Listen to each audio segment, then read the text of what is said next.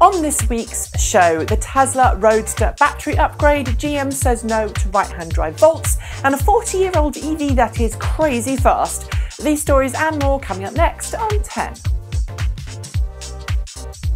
Enjoying today's show on YouTube but want to read the stories in full we're referencing today? You've got two choices. Either click on the information bar for each story as you're watching, which will take you to the relevant story directly, or head to our website at www.transportevolve.com, where you can find all the full show notes for today's show and all previous shows for your reading pleasure. It's Friday, May the 1st, 2015. I'm Nikki Gordon-Bloomfield, and YouTube, for goodness sake, please stop destroying Apple Watches. Just as the rumour last week suggested, Volvo has announced official European NEDC fuel economy ratings for its 2016 XC90 T.E.N full-size plug-in hybrid.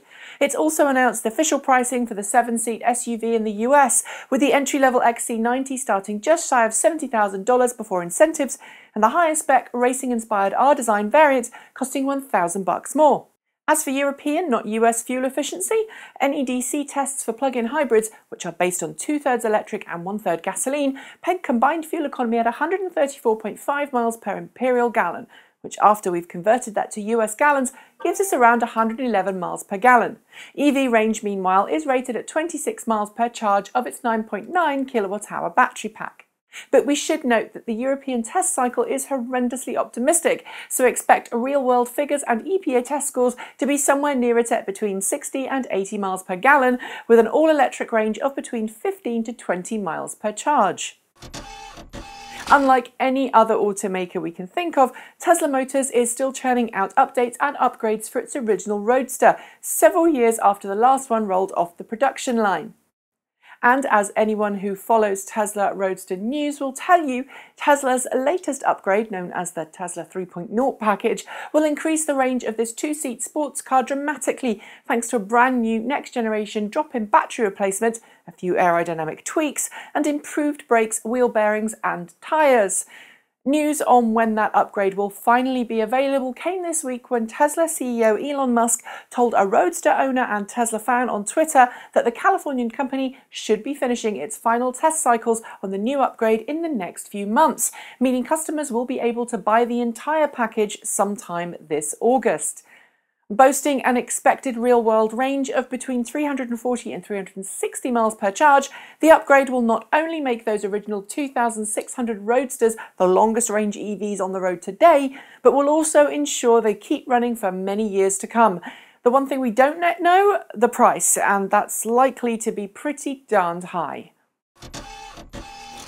Let's be brutally honest, Japanese automaker Toyota and its luxury arm Lexus really do not like electric cars, spending much of their corporate time in recent months dismissing electric cars and promoting hydrogen fuel cell and gasoline hybrids as the way of the future.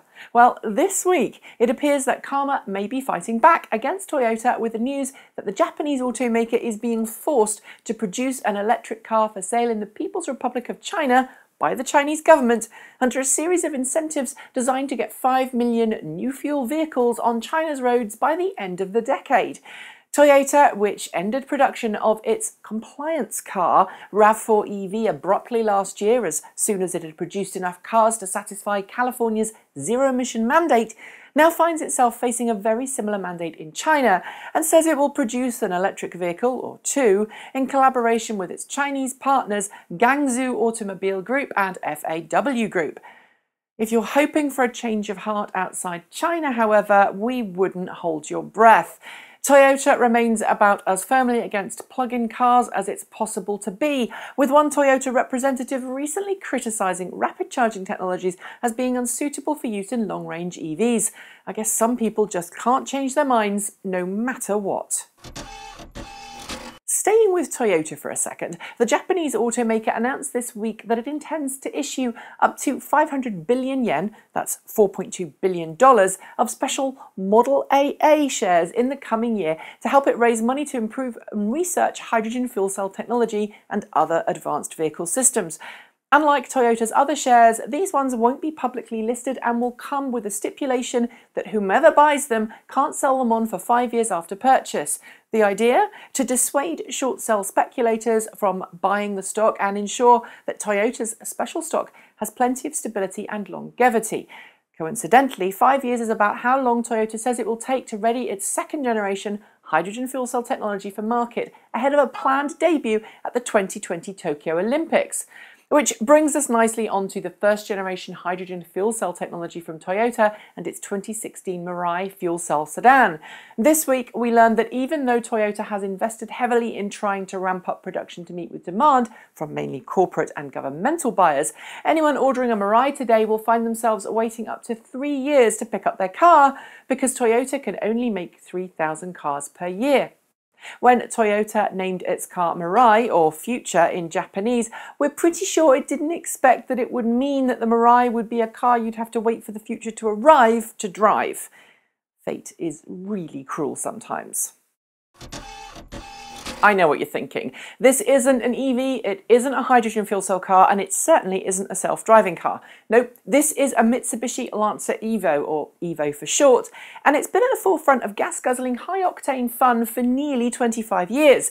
How does this relate to the cleaner, greener, safer and smarter cars that we love so much here at Transport Evolved? Well, after the final ever Mitsubishi EVO rolls off the production line this year, driven to extinction by increasingly tough emissions and fuel economy requirements, Mitsubishi says the name might live on in an all-wheel drive performance version of its upcoming second generation ASX plug-in hybrid crossover. That's because the O in EVO apparently means king in Japanese, and that would translate literally to the king of EVs. The car, previewed this year in Geneva as the XR2 PHEV, would include a high-performance gasoline engine plus powerful electric motors and all-wheel drive. Like Mitsubishi's Outlander plug-in hybrid, we'd expect both electric-only and power modes, with emissions dependent on how hard you drive it. The downside? Don't expect such a vehicle to make an appearance for at least 2 or 3 years, by which time it could seem rather old-fashioned against other high-performance plug-in crossovers from Volkswagen, Audi and, of course, Tesla. When it enters into production later this summer, the second generation Chevy Volt will offer car buyers more range, better fuel economy and improved road handling over the first generation model it replaces. But in Australia and the rest of the world's right-hand drive countries, the second generation Volt will never make an appearance, thanks to a decision by GM to only build its 2016 Volt as a left-hand drive car. It's a sad and disappointing decision, but one we can at least partly understand. Switching the steering wheel around on modern cars isn't as easy as it once was, and there's a lot of time and money that needs to be spent producing a right-hand variant of a left-hand drive vehicle. Add in poor sales in right-hand drive markets like the UK, Australia and Ireland, and it's no wonder the range-extended EV won't make it to any country where the wheel is on the right. Still, I guess it makes my right-hand drive 2013 Volt worth a bit more now, right? Right? Yep, Toyota stories are a little like buses. You hang around a bit and then 3 arrive in one go. And our final Toyota story today announces the end of production of the 2015 Toyota Prius Plug-in Hybrid this June, a massive 6 months ahead of the planned debut of the next generation 2016 Prius this December, and an agonising 16 months before the next generation plug-in Prius is expected to hit the streets in October next year. We're not quite sure why Toyota is halting production of its limited range plug-in quite so soon, but there's believed to be about 1,100 Prii plug-ins left in inventory in the States, good enough for a few months' worth of sales before running out completely. I guess Toyota just couldn't bring itself to continue making a plug-in hybrid longer than it had to. Oh, Toyota-san. And finally, unless you're into British cars from the 1970s or you happen to know my route, then you won't know what this is. It's a 1970s Enfield Electric, a tiny 2-seat electric car built in Greece and, for a while in the UK, by engineering firm Enfield Automotive. Around 120 were made in total, and they had a limited top speed of about 45 miles per hour on a good day. And for those who are interested, it's also the car that got me interested in electric vehicles back in 1985 when I was just 6 years old.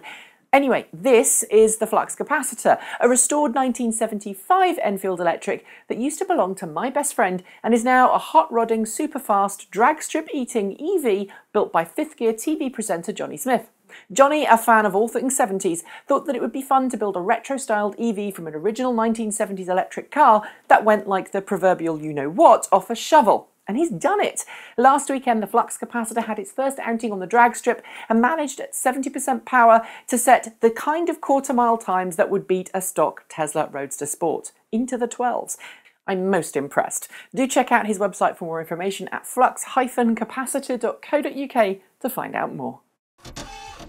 Well, that's it for another week. And if you're wondering where our coverage for the big Tesla battery announcement is, you'll find it on our website, as we've had to record this show slightly ahead of the West Coast US unveiling.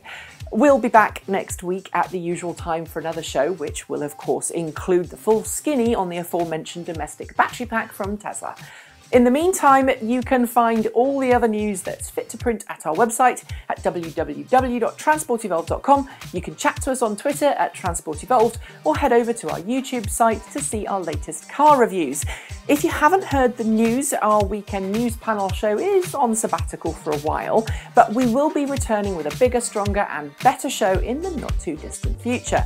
As always, there's a lot we haven't managed to fit in today's show, including the new EV hanger that helps you share charging stations with other electric car owners. Tesla's website suffers an embarrassing big hack due to an AT&T security flaw. We visit an LA hotel that's found a neat way to help balance its grid load and provide fast charging for electric cars. And we get a short spin in the Volkswagen Golf GTE Plug-in Hybrid.